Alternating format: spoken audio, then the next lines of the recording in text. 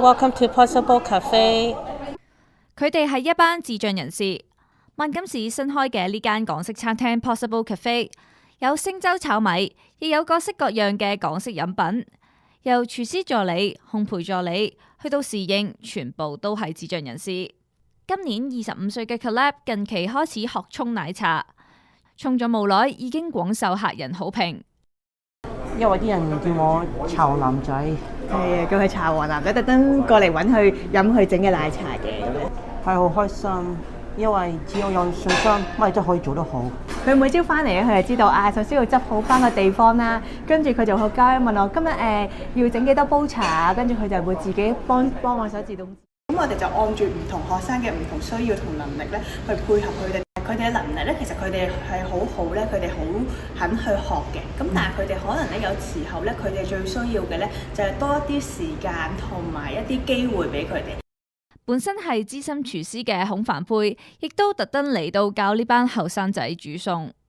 炸嘢就好簡單，咁咧我而家咧，我因為好多嘢咧，我醃咗咁樣炸咧，佢哋即係教佢控制嘅火爐，要跟住佢眼啦。因為我炸落去嘅時候，我要煮嘢咧，就睇落去咧，翻轉頭我要希望佢哋即係做得一次唔得，第二次希望要越做越好。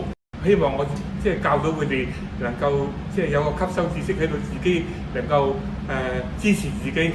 咁我哋發現原來咧喺一個飲食業裏面，其實有好多嘅工種咧，其實都係好適合即係我哋嘅智障人士可以參與喺當中嘅。咁只要有即係適當嘅訓練啦、適當嘅機會啦，同埋即係俾足夠嘅時間佢哋咧，其實佢哋都可以成為一個即係可以好有貢獻嘅員工。返工貢獻社會之餘，呢班智障人士亦都從中建立友誼。我識咗阿 Lily 好耐啊。係啦，我識得阿 Lily 好耐啦，3年啦。3年。有時同阿國傾下電話咯。send WhatsApp 嘢咯。啲相啊。係咯，睇下啲相，message 咯。有啲時候其實做嘢係辛苦㗎，咁但係咧就係其實我哋亦都希望佢哋能夠建立到咧佢哋一啲嘅朋友嘅關係，因為即係好多時候一啲高能力嘅智障人士，好多時佢哋都係好中意去即係建立譬如友誼啊，去有朋友一齊啊。咁我哋有時都會教佢哋話啊，你哋出咗糧之後，你哋可以一齊約睇戲啊，或者一齊去學溜冰啊咁樣樣。咁係希望佢哋自己可以能夠建立自己一個朋輩嘅網絡啊咁樣樣咯。見到佢哋面露笑容，最開心嘅一定係佢哋嘅屋企人。我就係第一次，佢哋第二次。而家食咗就咁食咗個三明治，都幾好食。睇到佢哋即係開開心心笑容咁樣，都知道嘅。亦有唔少客人喺網上見到之後，特登過嚟支持。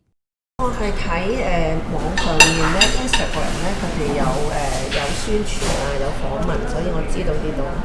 我覺得佢哋好叻啊，佢哋好俾心機去學啊。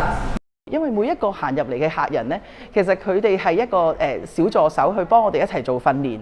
譬如客人問佢唔同嘅問題啊，客人可能係會有唔同嘅意見俾佢哋嘅時候，其實佢哋就去學習點樣去解決個唔同嘅問題。咁所以咧，每一個客人入嚟咧，其實唔係淨係客人嚟㗎，其實佢哋係一個訓練員嚟㗎。